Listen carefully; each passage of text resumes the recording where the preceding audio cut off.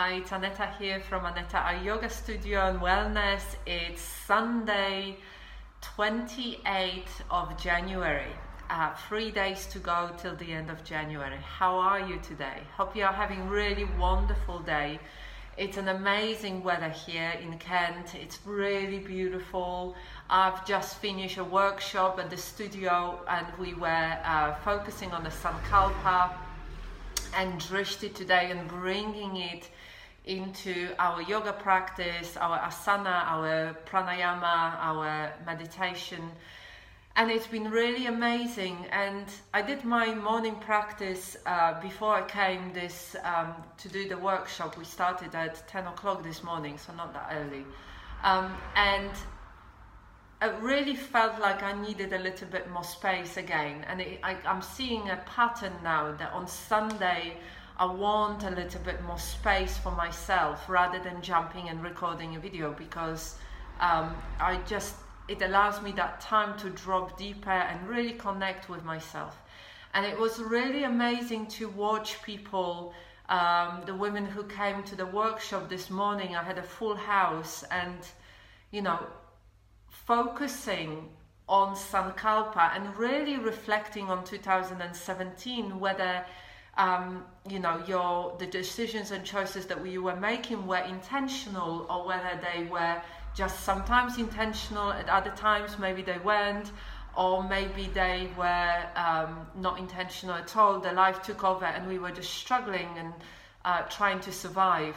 And then connecting with that heartfelt desire, connecting with that inner wisdom within us, and then bringing it into our practice on our mat and bringing it into this way that we can embody it, because otherwise it just stays as a good idea. It's the same as with mindfulness or with yoga practice. Sometimes people read all about it, about meditation or mindfulness or yoga, but actually they don't really practice it. They do it a couple of times and kind of, they think they know it and they know it as a theory.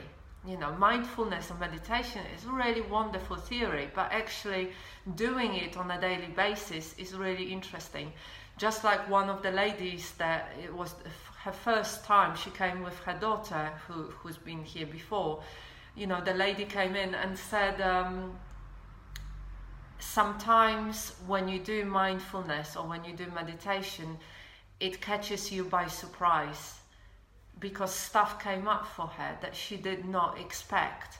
And that can happen in a meditation, and that's why bringing that quality of loving kindness and self-compassion is so important, that when it brings up the stuff for you, that you are able to hold yourself in that kind and gentle space, that soft space of really looking after yourself with whatever is coming up, rather than having an expectation that when I do meditation or I do my practice, I have to be calm, otherwise I failed.